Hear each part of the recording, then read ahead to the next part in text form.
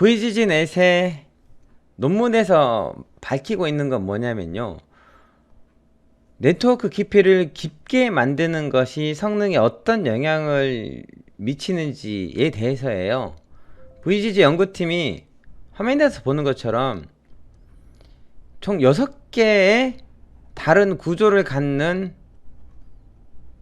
알고리즘을 가지고 비교를 했는데요. 자, 여기서 연구팀들이 깊이에 대한 영향만을 최대한 확인하고자 하기 위해서 컨볼루션 필터의 사이즈를 가장 작은 3x3으로 고정을 했습니다. 모든 필터 커널의 사이즈를 3x3으로 설정하면은 네트워크 깊이를 깊게 만들 수 있겠죠. 필터 사이즈가 크면 그만큼 이미지 사이즈가 금방 축소되기 때문에 필터 크기가 좀 더 작아야 된다는 것이죠. 여기 보시면, 그리고 또 하나, A하고 LR에는 레이어가 둘 다 11개씩입니다. 11, 11로 되어 있죠. 11개씩인데, 그리고 각 레이어의 누런의 수들도 다 동일해요. 그런데 뭔 차이가 있냐면요, LRN에 대한 차이가 있죠. LRN을 사용했을 때하고 사용하지 않았을 때하고 어떤 차이가 있는지 알아봤는데, 넣나 안 넣나 큰 차이가 없다 이거죠. 큰 차이가 없으면 굳이 넣을 필요가 없겠죠. 저도 사실 앞에서 요거 한 번도 쓰지 않았어요, 제가 실습 시간에. 그렇죠. 넣으나 안 넣으나 큰 차이가 없었다는 것기 때문이죠. 특히 이제 레이어가 깊어지면 깊어질수록 저걸 넣으면은 그만큼 시간만 오래 걸리고, 학습 속도는 그리 효과가 있지 않으니까 굳이 안 넣은 거죠. 그리고 B, C, D, E는 각각 레이어가 13개, 16개, 16개, 19개. D가 우리가 알고 있는 VGG 16, 그러니까 E가 VGG 19라고 보시면 됩니다.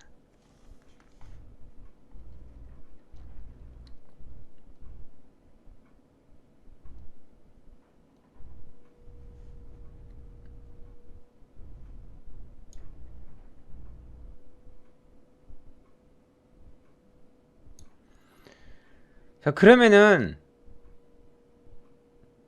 이 레이어 중에서 VGG 16 구조만 좀 더 자세하게 한번 알아보겠습니다.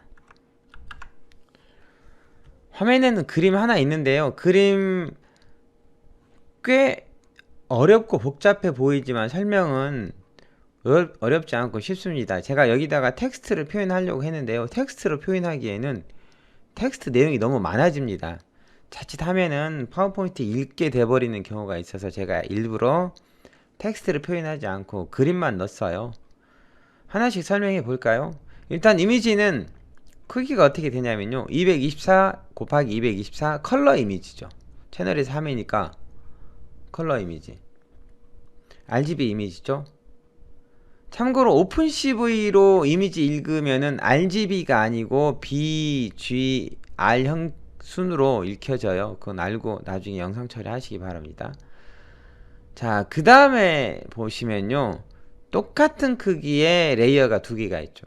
컨브 레이어 1, 그 다음에 컨브 레이어 2라고 보시면 됩니다.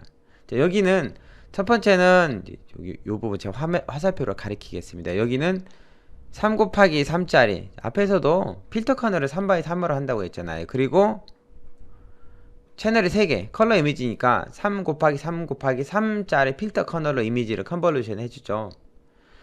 여기서 제로 패딩은 1, 그 다음에 여기서 스트라이드도 1 썼어요. 제로 패딩과 컨볼루션 스트라이드에 대한 설정 앞에서 했잖아요. 그리고 이 설정은 뒤에서 전부 다 동일합니다. 그러니까 앞에 요 설정이 뒤하고 동일하니까 뒤에부터는 설명 안 하겠습니다. 그리고 활성화함수 레루를 썼고요. 레루는 마지막 층은 분류를 위한 층이잖아요. 그러니까 소프트맥스 써야 되고, 그 마지막 층을 제외한 나머지 층은 전부 다 레루를 썼다는 거죠. 자, 그러면은 여기 첫 번째 컨볼루션 레이어, 잠깐 슬라이드 앞으로 넘어가 볼까요? 지금 제가 보는 게 D거든요. D인데, 뒤에 첫 번째 컨볼루션 레이어는 64라고 되어 있잖아요. 이 64는 뉴런이 64개라는 뜻입니다. 다시 장표로 넘어가면요, 첫 번째 컨버루션 레이어의 누려는 64개니까 이렇게 해서 만들어진 것이 224 곱하기 224짜리 그리고 채널이 64개 특성 맵이 만들어졌다는 것이죠. 이것이 두 번째 컨버루션 레이어에 들어가죠. 그러니까 두 번째 컨버루션 레이어의 필터의 크기는 어떻게 돼요? 3 곱하기 3짜리 3 x 3짜리 채널이 64개짜리가 되는 것이죠. 이렇게 되는 거고, 자, 이 두 번째 컨버루션 레이어도 누르는 수를 64개라고 했습니다. 잠깐 슬라이드 앞으로 넘어가겠습니다. 여기 보시면은 두 번째 컨버루션 레이어의 누련도 64개죠. 이렇게 해서 만들어졌습니다. 그러면은 첫 번째, 두 번째 컨버루션 레이어를 거쳤고요. 그리고 나서 지금 색이 다른 층이 하나 있죠. 이 색 다른 층은 이거는 풀링 하는 건데 맥스 풀링 하는 겁니다. 아래도 써져 있죠. 맥스 풀링 하는 거고요. 맥스 풀링 하는데 여기서는 맥스 풀링에서 어떻게 되죠? 이전에 이미지가 224 곱하기 224였잖아요. 그게 2x2짜리가 맥스 풀링 되니까 이미지 크기는 112 곱하기 112죠. 이미지가 112 곱하기 112인데 여기서의 뉴런의 수가 128개예요. 그래서 112 곱하기 112짜리 이미지가 몇 개가 만들어집니까? 128개가 만들어지는 거죠.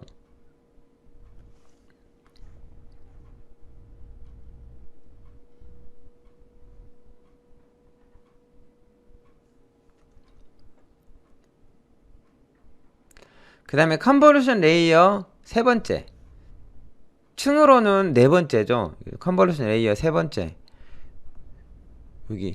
여기에 입력으로는 뭐가 입력이 돼요? 이 전 맥스플링 된 거죠. 맥스플링 된 것이 112 곱하기 112 이미지, 이게 몇 개가 만들어져요? 128개가 만들어지죠. 이게 입력으로 전달돼서 이때 웨이트, 즉 필터의 크기는 3x3짜리 필터의 크기는 3x3짜리 128개가 되는 것이죠. 이렇게 컨버루션 되고요. 그 다음 레이어에서도 컨버루션 되죠. 두 번째 풀링 계층, 두 번째 풀링 계층에서는 112 곱하기 112 이미지가 2x2 크기로 컨볼루션 2x2 크기로 맥스 풀링 되니까 56 곱하기 56 크기의 이미지가 만들어지는 거죠. 그리고 그 다음은 56 곱하기 56 이미지 256개의 필터 커널에 적용되는 거죠. 이때 필터 커널의 크기는 3 곱하기 3 곱하기 256이죠. 앞에서 제가 이렇게 그 CNN 구조 알고리즘들을 설명한 그림 보여줬는데 그림 그리는 사람마다 다 다릅니다. 이건 제가 그린 건 아니고 인터넷에 자료를 찾아보면 거의 비슷한 그림으로 그려져요. 똑같은 구조라면은. 근데 논문을 쓰는 사람마다 표현하는 방법이 좀 다르니까 왜 이건 이렇게 그려졌지 하고 뭐 이상해 하실 필요는 없습니다. 사람마다 성향이 다르니까요. 자, 이런 식으로 계속 컨볼루션 레이어를 통과하는 거죠. 컨볼루션 레이어는 동그라미 쳐볼까요? 하나, 둘, 셋, 넷, 다섯, 여섯, 일곱, 여덟, 아홉, 열, 열하나, 열둘, 열세, 13개의 컨볼루션 레이어가 있죠. 풀링은 4개가 있고요.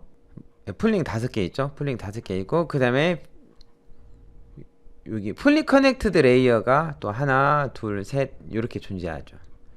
풀리 커넥트드 레이어는 각각 뉴런의 수가 4096개. 그 전에 14 곱하기 14 곱하기 522 이미지가 풀링 돼서 7 곱하기 7 곱하기 특성맵 512개로 만들어지고, 이것이 플래틴 돼서 전달되는 거 그림 보면 알 수 있습니다. 중간에 있는 컨버루션 레이어는 제가 일일이 설명하지 않아도 알겠죠. 그 다음 보겠습니다.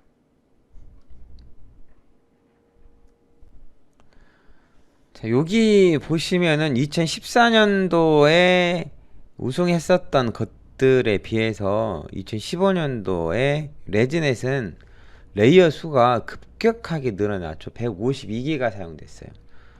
7배나 많아졌죠. 앞에서 VGG넷 그 연구원들이 논문을 쓴 사람들이 네트워크 깊이가 깊어질수록 학습을 더 잘한다는 걸 알아보긴 했지만은 실제로 그런지 이 레지넷을 만든 팀원들은 한 번도 성능 테스트를 해봤고요. 예, 여러 가지 것들을 조사를 해봤습니다. 물론 많이 깊으면 성능이 좋아질 것 같지만 그러면은 한 망의 깊이를 한 1000개 해버려요. 그럼 정말 좋아질까요? 확인해 봐야겠죠. 자, 요 그림 왼쪽에 그림 먼저 보면요. 왼쪽의 그림은 풀리 커넥티드 층, 얘네들은 이제 풀리 커넥티드 층 20층의 네트워크와 그 다음에 56층의 네트워크를 각각 가지고 트레이닝 에러, 테스트 에러를 계산해 봤습니다. 성능 테스트를 해본 거죠. 그럼 일단은 어떻게 돼요? 56층의 네트워크가 20층의 네트워크보다 오히려 어떻게 돼요? 더 나쁘잖아요, 성능이. 왜 오류율이 더 높게 나오니까. 물론 여기 트레이닝 뿐만 아니라 테스트에서 마찬가지로. 그러니까 기존 방식으로 무조건 레이어의 수를 많게, 즉 망을 깊게 만든다고 해서 모델이 개선된다고 볼 수는 없다는 것이죠. 물론 앞에서 VGG넷은 뭐 16개, 19개까지 하니까 성능이 더 개선됐지만 그 이상의 것을 여기서는 해본 거죠. 시도를 해본 거죠. 그래서 알아본 게 그리고 적용한 게 있는데 오른쪽 다시 그림 보시면 오른쪽 이거 보시면은 여기서 레지넷의 핵심이 나오는데 그게 뭐냐면 레지듀얼 블록이라는 것입니다. 레지넷의 RES는 이 레지듀얼의 약자예요. 레지넷의 이름만 잘 알아도 왜 레지넷이 이건구나 라는 건 이해하죠. 기존의 네트워크하고 차이가 있다면은 입력값을 출력값에 더해줄 수 있도록 뭘 하나 만들었어요. 여기 오른쪽 보시면은 X값이 웨이트 레이어를 통과하고 하는 게 아니고 건너뛰죠. 이렇게 쭉 건너뛰어서 어떻게 돼요? 출력값에 입력값을 더해줍니다. 이 식은 H는 하이포테시스 예측당 값이죠. 출력값이고 F는 이전 레이어에서 출력한 값이고 X는 입력값이잖아요. 요 부분 이게 기존의 네트워크와 차이가 있는 부분이죠. 기존의 것은 어떻게 돼요? 기존의 것은 각 레이어를 지날 때마다 변화가 되고 그렇게 해서 뭔가 출력이 나오는 거죠. 요 그림대로라면은 레이로 활성화 함수가 2개가 쓰였고요. 그렇죠. 근데 여기는 X 입력값이 출력값에 더해진다는 거죠. 레지넷은 뭘 최소화하는 것을 목적으로 하냐면요. 당연히 여기 있죠. 여기 fx 플러스 x를 최소화하는 것을 목적으로 삼는데 x, 입력값 x는 일단 현 시점에서는 변할 수 없는 값이잖아요. 그러면 이 값이 작게 되게 하려면 뭘 작게 하면 돼요? 당연히 fx가 0에 가깝도록 만들면 되잖아요. fx가 0이 되면은 입력값 출력이 모두 같게 되잖아요. 그럼 당연히 뭐가 돼요? fx는 뭐가 돼요? hx가 되겠죠. 그럼 fx는 hx 마이너스 x가 되는 거죠. fx를 최소를 해준다는 것이죠. 그럼 fx를 최소를 해주는 것은 hx에서 x를 뺀 것을 최소를 해주는 것과 동일한 의미가 되는 거죠. 자, 여기 이거 여기 hx에서 x를 뺀 것을 뭐라고 부르냐면 잔차라고 부르죠. 보통 우리가 이거죠. hx는 예측된 값이잖아요. y 하이포테시스라고 부르기도 하고요. 이거과 뭐와의 차이를 실제 y 하이포테시스라면 y와의 차이를 계산하는데 우리는 이걸 설명할 건 아니고요. hx는 출력값이죠. 이거와 x값의 차이, 이거를 잔차 레지듀얼이라고 부르는 거죠.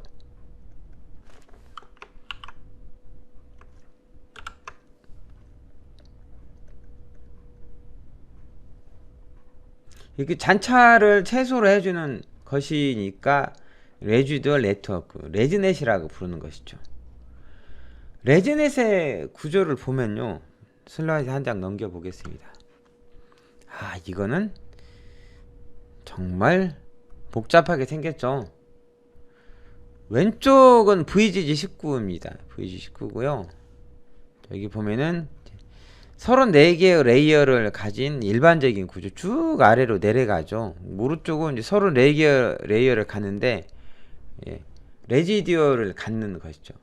그러니까 요거는 이제 중간에 뭐가 있어요? 지름길이 있는 거죠. 숏컷이라고 부르는 지름길이 있는 것, 오른쪽. 이거는요. 이거 보시면은 34층에 레지넷, 34층의 레지넷 지금 요거죠. 34층의 레지넷은 처음은 제외하고는 균일하게, 처음에는 이제 7x7, 화면 좀 확대해 보겠습니다. 이렇게 그래도 잘 안 보이네요. 7x7이에요. 7x7. 나머지는 전부 다 3x3입니다. 첫 번째 컨볼루션의 필터만 다르고 나머지는 다 3x3 컨볼루션 필터를 사용하죠. 그리고 특성 맵의 사이즈가 반으로 줄어들 때, 요 정도 시점이죠. 반으로 줄어들 때 특성 맵의 뎁스를 2배로 높였어요.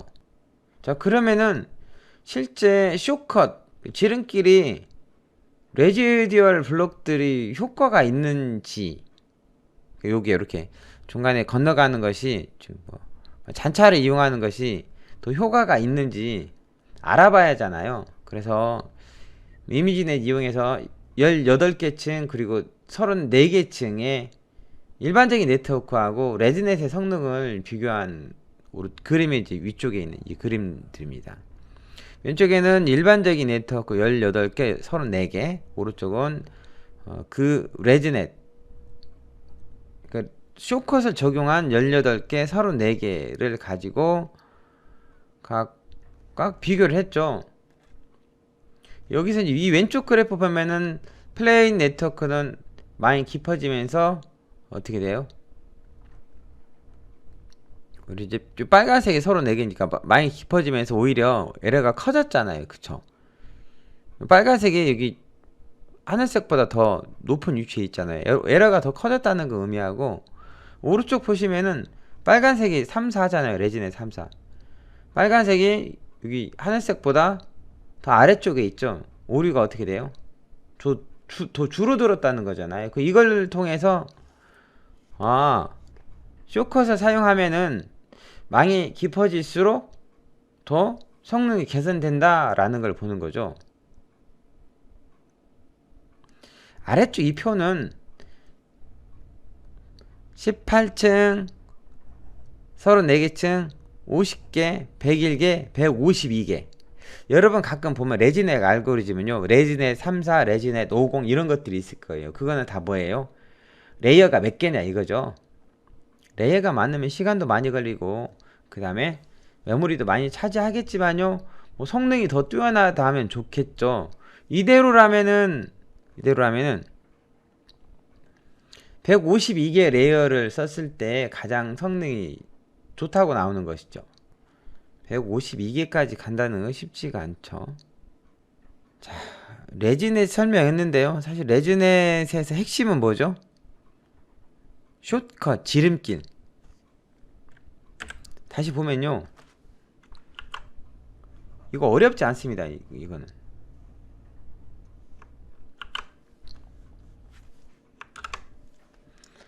보시면은 입력값을 어떻게 해줘요? 출력값에 더해주는 것이죠. 그냥 단순히 더하는 거예요. 출력을 fx라고 하면은 이렇게 해서 만들어진 새로운 출력은 뭐가 돼요? fx 플러스 x죠. 근데 여기서 요 값을 최소로 해야 되잖아요. 이 값을 최소로 하는데 x 값은 고정이니까 이 값을 못 바꾸고 fx를 최소로 해야 하면 fx가 뭐가 되게 하는 거예요? fx가 0이 되게 하는 것이죠. 요거 이렇게 만들면 레지넷은 망의 깊이가 깊어질수록 어떻게 돼요? 더 성능이 좋아진다는 거 볼 수가 있습니다. 이번에는 SENet입니다. SENet은 2017년도 이미지 네트의 우승을 차지했죠. 이때 탑5 오류가 2.251, 굉장히 낮죠. 사람이 얼마라고요? 5%. 사람보다 훨씬 뛰어나죠. 물론 레지넷도 그렇고요.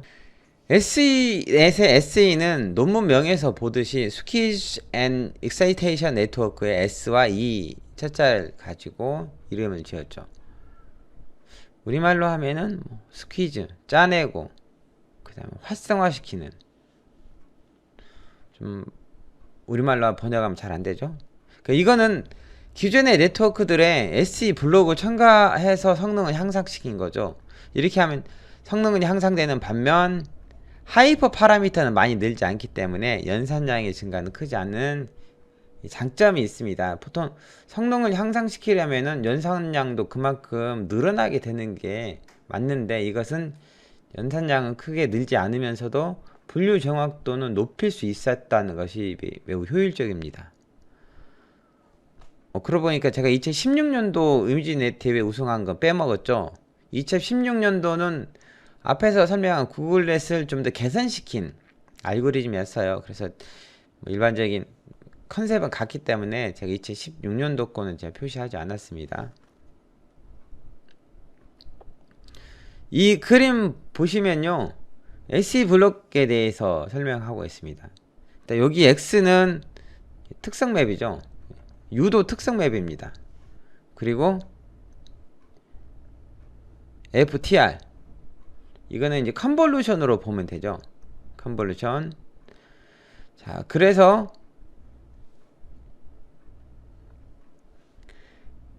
H 곱하기 W 곱하기 C 크기의 특성 맵이 만들어지는 거죠. 그게 그 다음 레이어로 전달이 되는 거고요. 또 요걸 통해서 다시 H와 C와 W가 곱해진 크기의 특성 맵이 만들어지는 거죠. 그게 U라는 거죠. 자, 그 다음에 뭘 하냐면요, 여기 F 보면은 SQ라고 되어 있죠. 스퀴즈를 실행시키는 거죠. 근데 여기 보시면은 이제 C개의 채널, 그러니까 원래는 2차원 특성 맵인데 이것들을 1 by 1 사이즈의 특성 맵으로 변환시켜 주는 건데요. 여기서는 이제 글로벌 에버리지 풀링 이라는 걸 통해서 2차원의 특성 맵을 평균을 내서 하나의 값을 얻어요. 이렇게 하면 각 채널을 하나의 숫자로 표현할 수 있습니다. 총 C개 채널의 특성 맵이 있기 때문에 1 곱하기 1 곱하기 C의 특성 맵으로 어떻게 돼요? 좀 짠해진다고 할까요? 스퀴즈가 되는 것이죠. 특성 맵을 좀 더 글로벌하게 표현한 겁니다. 컨볼루션이 로컬 정보를 다룬다면 스퀴즈는 글로벌 정보를 다룬다고 볼 수 있는데요. 스퀴즈 후에는 활성화 작업에 돌입하는 거죠. 두 개의 컨볼루션 레이어, 두 개의 풀리 커넥티드 층을 더해줘서 각각 채널의 상대적 중요도를 알아내는 건데요. 그림에서 그 부분이 여기죠. FEX라고 돼 있는 부분입니다. 그렇죠. 자, 그런데 여기서 중요한 것은 뭐냐면요, 이 풀리 커넥티드 층들이 병목 구조가 되게 한다는 겁니다. 병목 구조가 되게 한다는 것은 뭐냐면요, 제가 레이어를 좀 그려보면은 레이어의 개수가 갈수록 점점점 줄어들게 하는 거죠. 줄어들게 했다가 다시 점점점 늘어나게 하는 거. 물론 이렇게 입력의 누르는 수와 출력의 누르는 수가 같도록 네트워크를 구축한 것도 있어요. 이렇게 하면은 이미지가 가지고 있는 특징만 도출하는 효과가 있거든요. 물론 여기서 이렇게까지는 아니어도 풀리 커넥티드 레이어를 병목 구조가 만든다는 건데요. 그러니까 입력층의 누런의 개수를 입력층보다 더 작게 해준다는 거죠. 그리고 출력층의 누런의 개수는 입력층과 동일하게 해주는 겁니다. 이렇게 하면은 하이퍼 파라미터 개수를 늘리지 않고도 일반화를 시킬 수가 있는 거죠. 이렇게 아래 그림 제가 그린 것처럼 만들어 놓는 네트워크 구조를, 그런 구조를 갖는 거를 오토 인코더라고 부릅니다. 오토 인코더는 여러분이 한번 자료를 찾아보세요. 어려운 내용은 아니니까요. 자, 이렇게 병목 구조를 갖도록 만들었다는 것이 지금 특징이라고 보면은 특징이죠. 이 SE 블록의 목적은 뭐냐면은 컨볼루션을 통해서 생성된 특성들을 채널당 좀 중요도를 고려해서 재보정하는 것이라고 볼 수 있습니다. 그러면은 기존의 CNN 모델들과 결합을 해서 어떻게 사용되는지 좀 볼까요?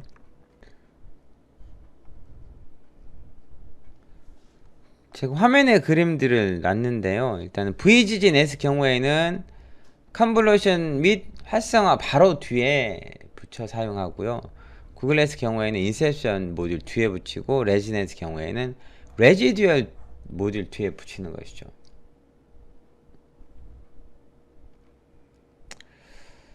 네.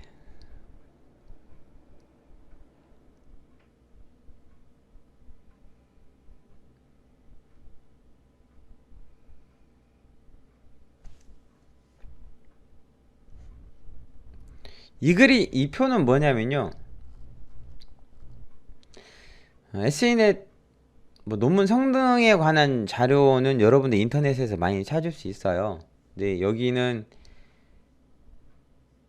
뭐 논문에 있는 내용인데요. 기존의 네트워크들의 SE 블록들을 첨가해서 얻은 결과를 보여주고 있는 것이죠. 처음에는 이제 오리지널, 그 다음에 리임플레멘테이션, 이거는 저자들이 직접 실험을 해서 얻은 결과고요. 그 다음에 오른쪽 SENet이죠. SENet은 SE 블록들을 첨가한 건데, 탑1 에러, 탑5 에러, 탑5 에러가 전부 다 계산됐죠. 게다가 오른쪽 이 부분은요, 알고리즘의 복잡도입니다. 알고리즘의 복잡도는 뭐 증가한 것도 있지만은 크게 증가는 하지 않았어요. 보시면은 그러니까 알고리즘 복잡도는 증가하지 않았으면서 탑5 오류율은 낮췄다는 것이 핵심이라고 보시면 됩니다. 이거 말고도 원본 논문에는 더 많은 비교한 것들이 나와 있으니까 원본 논문을 한번 참고해 보시는 것도 좋습니다. 자, 그 다음 보겠습니다. 앞에서 설명되는 것들을 우리가 실제 구현해서 써야 한다면 상당히 불편하겠죠. 다행히 우리가 케라스 사용하는데요. 케라스 어플리케이션은 이것들을 다 만들어 놨다는 것이죠. 물론 이제 이것들을 가지고 뭐 예측한다든가 특성을 추출한다든가 아니면 이것들 가지고 튜닝도 할 수 있어요. 요 케라스의 모델을 가지고 인스턴스 할 때 가중치 모델들은 특정 디렉토리에 저장이 되는데요. 그게 어디냐면 사용자 홈 디렉토리 아래 .keras 아래 모델즈라는 곳에 저장이 됩니다. 자, 이것들은 케라스에서 사용 가능한 모델들이에요.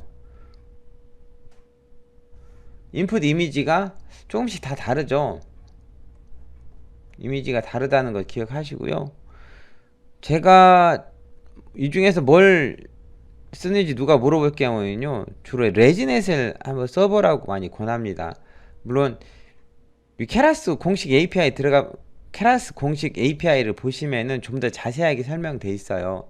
레지넷 모델 같은 경우에는 뭐 레지넷 50, 레지넷 101, 그래서 네트워크 깊이가 깊은 것들이 굉장히 다양하게 많이 만들어져 있잖아요. 한번 참고해 보셨으면 좋겠습니다.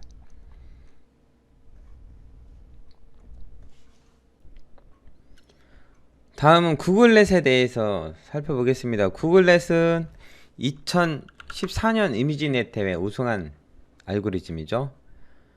구글넷은 VGG19보다 좀 더 깊은 22개의 층으로 구성되어 있습니다.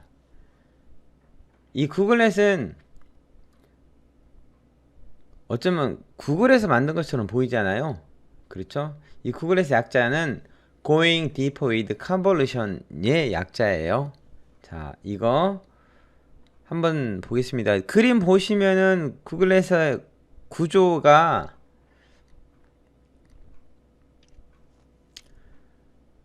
보여지고 있는데요. 색이 좀 다르잖아요. 여기서 파란색 블록의 총 수를 세면 22개의 층입니다. 이 파란색이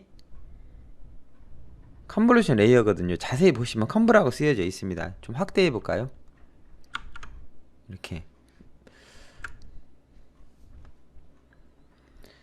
근데 구글렛의 특징이 몇 가지가 있어요. 이 구글렛의 특징은, 자, 이게 보시면 네 가지 특징이 있는데요. 첫 번째는 컨볼루션이 원 바이 원 컨볼루션이라는 거고요. 두 번째는 인셉션 모듈이라는 게 있다는 거. 세 번째는 글로벌 에버리지 풀링, 그리고 네 번째는 억슐러리 클래스파이어라는 게 있다는 것입니다. 제일 먼저 주목해야 될 것이 원 바이 원 컨볼루션인데요. 앞에서 잠깐 그림을 넘어가면요, 여기서 이 파란 것들 있죠. 파란 것들 잘 보시면은 이게 1 곱하기 1이라고 돼 있어요. 옆으로 뉘어져 있는데요. 이것들은 1 곱하기 1 사이즈의 필터로 컨볼루션 해준다는 거예요.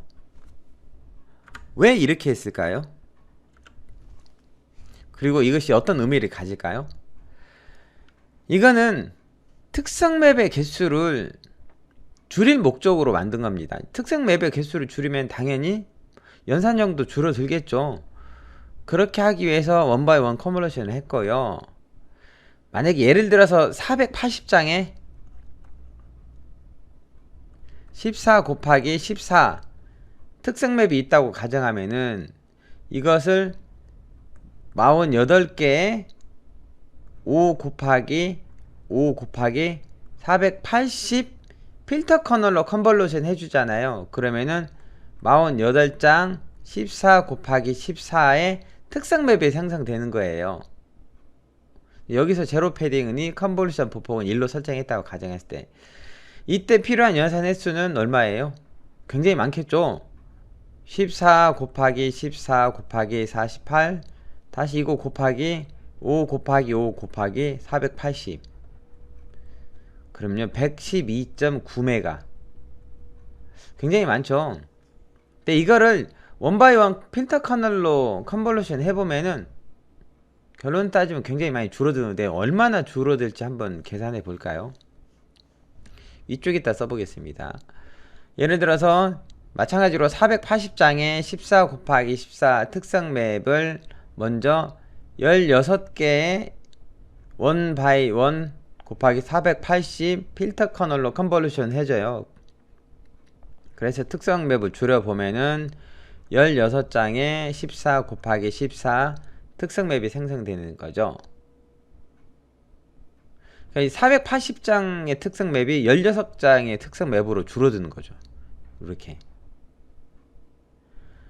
14 곱하기 14 곱하기 16 특성 맵을 14 곱하기 16 곱하기 14 곱하기 14 이 특성 맵을 48개의 5 곱하기 5 곱하기 다시 16 이 필터 커널로 컨볼루션 해주면은 48개의 14 곱하기 14 특성 맵이 생성되는 거죠. 사실 이걸 이제 위에 있는 거하고 이거 방금 요거 한 거하고 비교를 해봐요. 이거 한 거하고 비교해보면은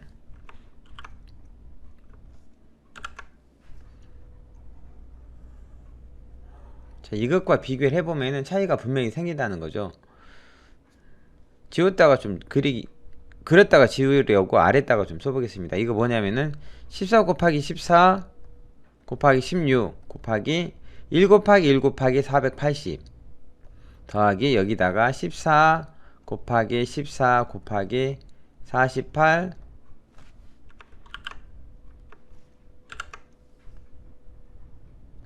그리고 곱하기 5 곱하기 5 곱하기 16, 이거는 약 5메가 정도 밖에 안 돼요. 사이즈가 훨씬 줄어들죠. 112.9메가에서 5메가로 확 줄어든다는 거죠. 사실 한마디로 하면 원바이원 컨볼루션 쓰면은 연산량이 많이 줄어들죠. 특성 맵의 개수가 줄어드니까요.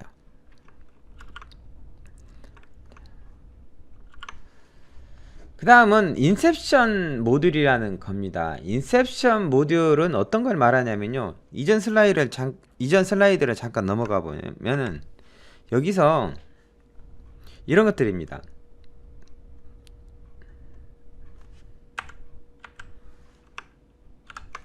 자, 여기 보시면은 여기서 이렇게 제가 빨간색 동그라미 친 부분들이죠. 이 부분들이 다 뭐냐면 인셉션 모듈이라는 부분이에요. 이거를 좀 확대해 보면은 이미지가 워낙 해상도가 낮아서 확대해도 잘 안 보이겠지만요. 일단 확대해 보겠습니다. 자, 요렇게 보이는 것인데, 이게 여기 보시면 이전 레이어의 출력이 어떻게 돼요? 여러가지 컴포넌트로 나눠서 들어가는 것이죠.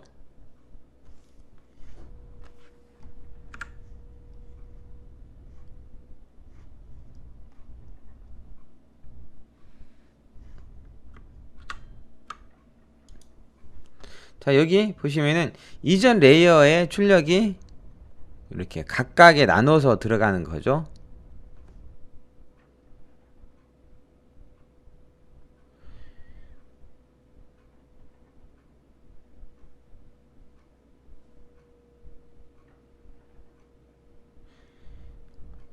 알렉스넷이나 VGG넷 등 이전에 사용했었던 CNN 모델들은 한 층에서 동일한 사이즈의 필터 커널을 이용해서 컨버루션을 해 줬었어요. 그런데 여기 보시면은 여기는 1x1, 여기는 3x3 이렇게 되죠. 5x5, 1x1, 그리고 1x1, 1x1, 3x3 이런 식으로, 물론 여기는 이제 색깔이 다른 건 맥스플링에 해당되는 거고요. 이렇게 각 그 레이어마다 컨볼루션이 다르다는 특징이 있어요. 그렇죠? 그리고 최종적으로 이제 필터 컨캐테네이션에 의해서 필터들이 다시 연결되는 부분이었죠. 그리고 그것이 다시 그 다음 레이어로 전달이 되는 거고요. 요런 특징을 가지고 있죠. 이거를 뭐라고 부르냐면요, 네, 인셉션 모델이라고 부릅니다.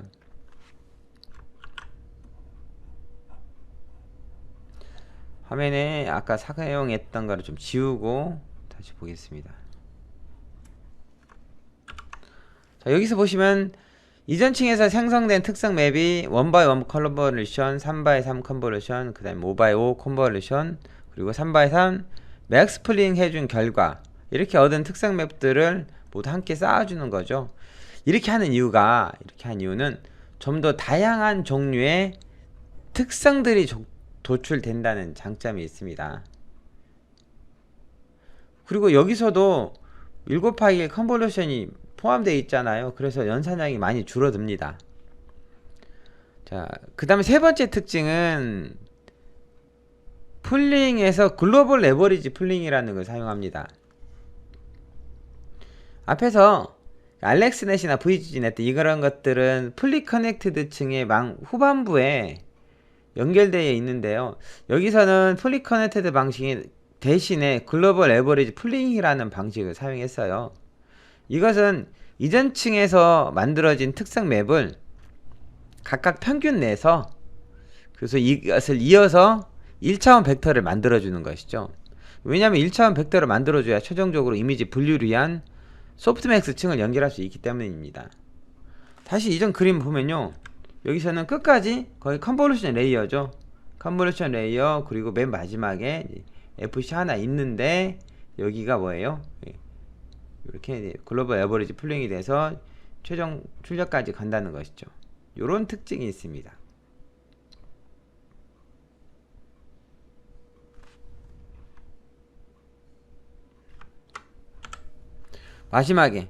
마지막은 보조 분류기라는 거죠. 엑셀러리 클래스파이어라는 건데,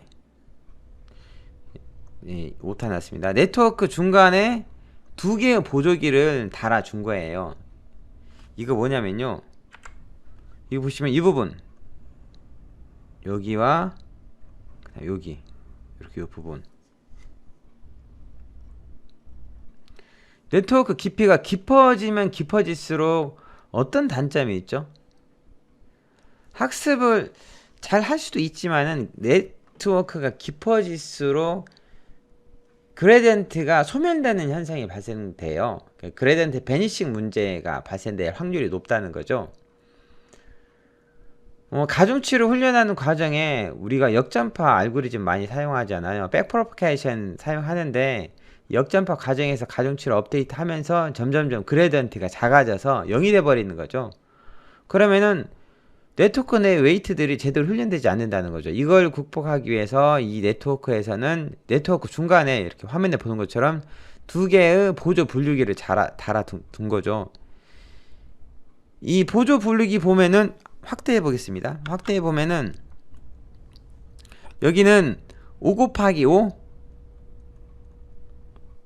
이게 민 풀링이에요. 에버리지 풀링. 그 다음에 원 바이 원 컨볼루션, 그 다음에 풀리 커넥티드 이렇게 돼 있죠. 그 다음에 여기 소프트맥스라고 써진 거예요. 그리고 여기는 이제 그 1000개짜리 풀리 커넥티드 소프트맥스 그리고 출력 이렇게 나옵니다. 이 보조 분리기들은 훈련 시에만 활용하고요. 실제 사용할 때는 제거해 주는 거예요. 그러니까 학습 시킬 때만 이것들 사용하고 예측을 할 때는 이것들을 사용하지 않는다는 특징이 있습니다. 또 확실히 앞에서 설명한 VGG 넷보다 이 알고리즘이 훨씬 복잡하죠. 이렇게 복잡했는데 VGG 넷은 이거보다 상대적으로 간결하면서도 1위와의 차이가 얼마 나지 않아서 2위한 VGG 넷이 더 인기를 얻었다는 것이죠.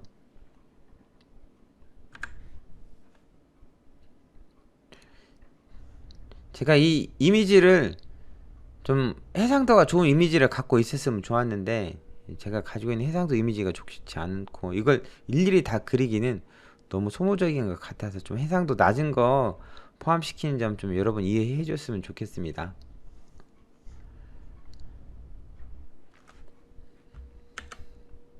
구글넷의 특징 4가지 기억해 주세요. 컨볼루션 원 바이 원 이렇게 하면 연산량이 줄어든다고요. 그 다음에 인셉션 모듈 이전층에서 생성된 특성 맵을 여러가지 컨볼루션을 통해서 전달해주고 이걸 다시 다 쌓아준다는 거고, 그 다음에 글로벌 에버리지 플로잉을 이용해서 뭐 해줘요? 1차원으로 만들어주는 거, 그 다음에 보조 분류기 필요한 거 4가지 알아두면 좋겠습니다. 자, 그 다음요. 이번엔 레지넷이죠. 레지넷부터 탑5 월요일 굉장히 많이 줄어들었죠. 사람의 발전, 사람에 의한 분류 성능보다 더 좋아지게 된 거죠. 이거는 MS에서 개발했습니다. 한번 설명해 볼까요? CNN 알고리즘들에 대해서 설명할 게 되게 많거든요. 많이 더 깊게 설명하고 싶은데 좀 많이 아쉽습니다. 시간이 많이 부족하고 또 이거 이론만 계속 하면은 너무 딱딱한 강의고 어려운 강의가 될까 좀 많이 걱정됩니다. 쉽게 좀 활용성 위주로 가르치고 싶었는데 이거는 꼭 알고 있어야 되는 내용이어서 좀 재미없는 내용이더라도 딱딱하더라도 제가 무릅쓰고 했습니다. 너무 이론적이라고 생각하지 마시고요. 그리고 설명이 좀 부족할 수도 있어요. 여러분이 관련된 논문을 직접 한번 보시는 게 가장 좋습니다. 제가 설명하는 것보다는 여러분이 직접 논문을 보고 논문 하나하나 뭐 스터디 하거나 공부 또는 세미나 해보시는 것도 괜찮아요. 여러분이 다른 교수님들 연구실에서 공부한다면은 논문 하나씩 가지고 서로 세미나 해보시는 것도 좋은 방법이라고 생각합니다. 하다가 의문점 생기는 거 있으면 언제든지 카톡으로 질문하셔도 좋고요. 이거 1시간 더 분량이 있긴 있습니다. 제가 그런데 굳이 그렇게 하지 않은 이유는 이제 우리 수업이 오늘 빼고는 이제 한 번밖에 남지 않았어요. 부족한 부분은 제가 영상으로 더 만들어서 올려놓고 그리고 나서 여러분들에게 따로 공지를 해드릴 텐데 부족한 부분에 대해서는 반드시 그걸 들어야 될 의무는 여러분은 없습니다. 그러다 보니까 좀 이 시간이라도 좀 줄여서 한 가지라도 더 해드리고 싶은 마음이 있었죠.